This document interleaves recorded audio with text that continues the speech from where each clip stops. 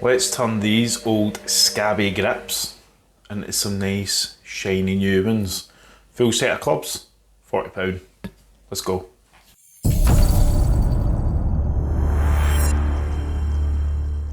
How we doing, you sexy bunch? Welcome back to the channel, Andy Plays Golf.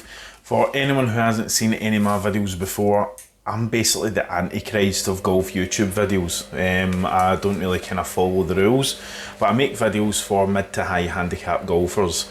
I am in Glasgow, and if you are new, please give it a wee subscribe. I do lots of kind of course golf vlog videos and all that stuff. This video today, we're going to be regripping all my clubs. Well, I'm not going to show you all my clubs, but I'm going to regrip one of them. I have spent the majority of the day doing this, and it's been quite fun and quite easy. But as I said in the intro, this has only cost me £40.99, I think it was, from Amazon. Done a wee search the other day, and I was only going to plan on doing my actual irons, but I ended up just buying the full kit because I thought, well, why not? The grip I've chose is the mid-size. It's not really textured, it's quite smooth, so it's got a fantastic aim line on it, and that was pretty much the reason I went for it. I did have the Golf Pride mid-size on my driver and 5-wood, and I really quite liked it.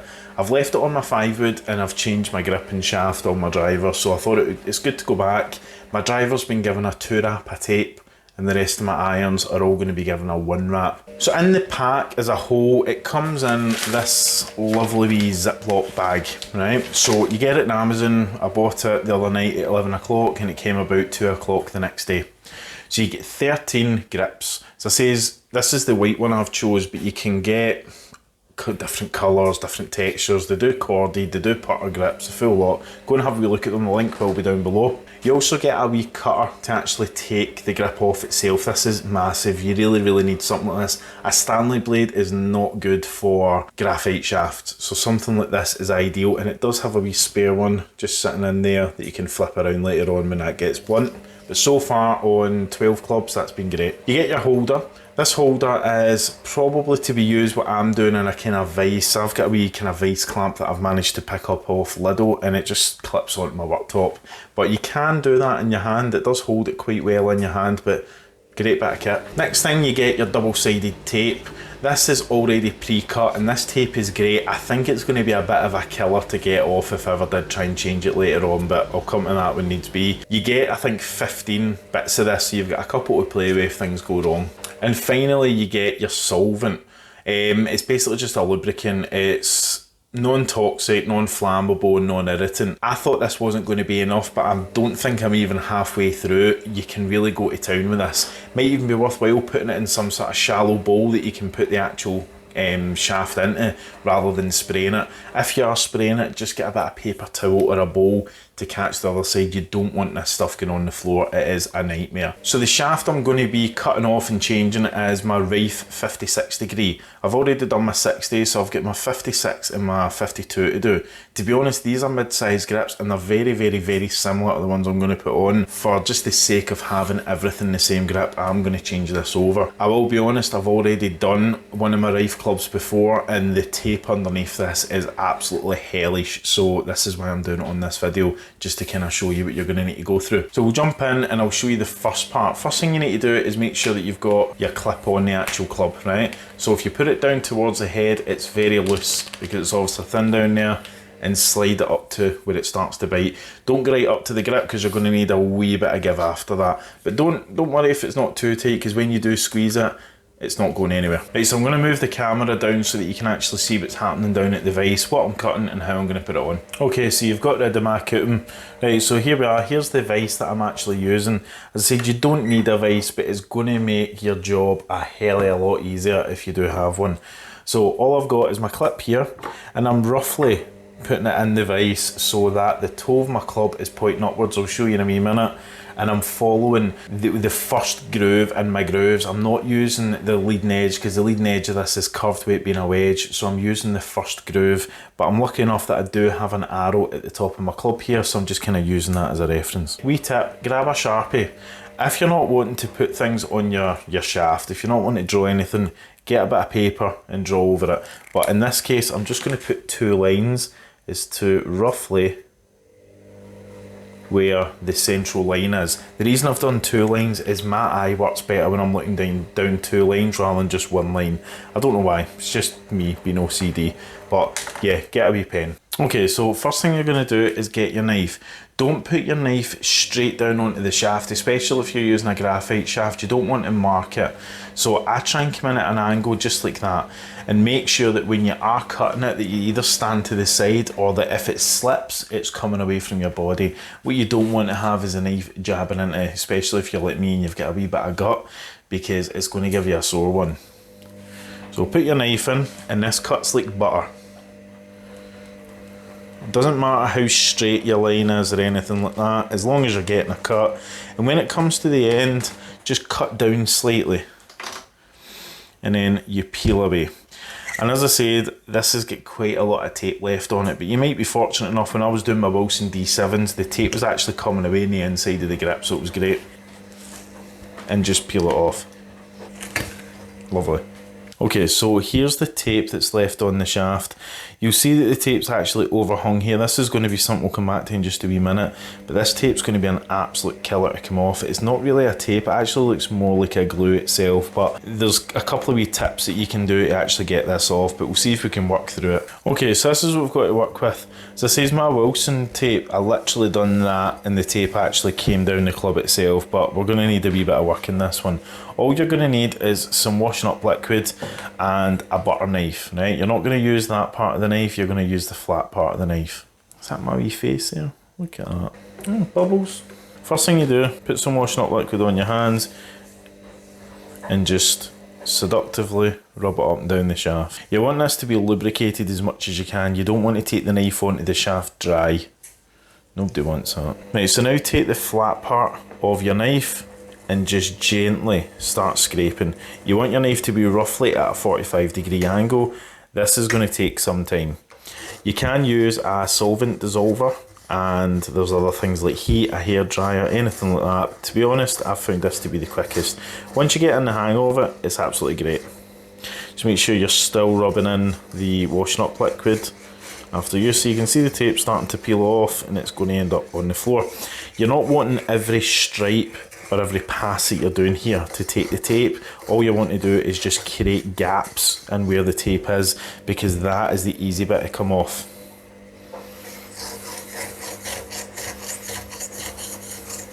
Okay, and that's it, just get up. So look at the angle of my knife. I'm just angled it slightly. I'm not coming down like that. It's just a slight angle, and it's just allowing it to come up. And with it being the straight edge of the knife, acting like a blade and a fine point that's touching around at the shaft. So I say this can be a wee bit time consuming. I was lucky enough that the rest of my irons weren't like this. So you can actually see it's starting to shine up already. And we'll now do the bottom half. So again, just make sure that this is covered in the washing up liquid and working up and down.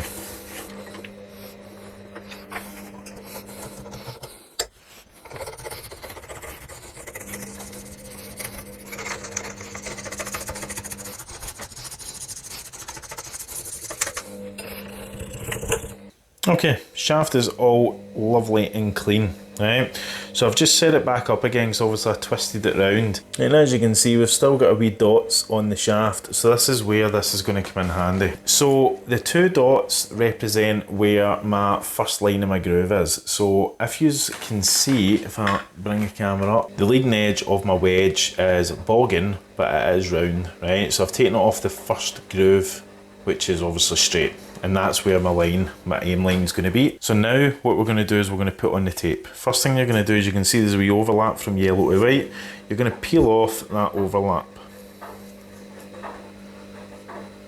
And that exposes the sticky side of the white double-sided tape. If you can maybe see there that there is a slight crease running down the middle of the tape, you're going to have that crease matching up as much as you can with the centre of the shaft. As long as it's on straight, you don't want it to be at an angle. Leave an overhang over the end by say about a centimetre, and then just run your finger underneath. You're going to fold over the 2 sides up just gently, so I'm doing that with my fingers and I'm just running them up the shaft. So So when it gets to about this point, what I'm actually going to do is just work on one side. The reason I've only done one side is if I actually folded that side over, there's an overlap and I won't be able to get this side of the tape off. Right, so that crease that you saw on the tape was actually because this is halved. So I'm actually going to take half of this double-sided tape off and I'm just going to gently peel it down until it comes off the end. Just a wee tip here, use the paper, fold it over and just run it down the actual crease against the club. Just to make sure it's pressed on, because it lifts up slightly when you take the tape off. Okay, so now we've got that side, we can now go ahead and now work this side. And as I said, it's going to overlap slightly. So we've now pressed that down as best as we can. Now we're going to take this side and again, just peel it off. So if you can see, that tape's slightly lifting up as I'm peeling it off. So again, just take your bit of paper and run it down the crease. If you're doing 2 layers of paper on, say, a driver, you want to take your second layer and work from top to bottom. You're not wanting to go from bottom to top again, because that's going to create too much of a crease. So obviously your crease or your join point is up here. You now want to put your second layer on there and fold it down the way. That means you've got a seam up the top and a seam down the bottom. Okay, so here's the end that you saw when I was taking the tape off. You literally just want to cap that over as best as you can. You'll see some guys it's quite out a bit and they'll twist it and they'll push it in, but for the now you just want to push that in. That's going to stop that when you're pushing the grip up it doesn't fold and come up with the grip, and it's sitting in there quite nicely. Okay, so we're ready to go with our grip. So first thing we're going to do is make sure we've got a grip handy and make sure it's sitting up the right way so it's just kind of easy. We do have a lot of time to work with here, right? You don't need to panic. But what you're going to do is get your solvent, and see when I say soak this part of the club, I mean soak it. Like, don't hang back. It does come out in quite a fine mist. But just make sure that you get all sides of it.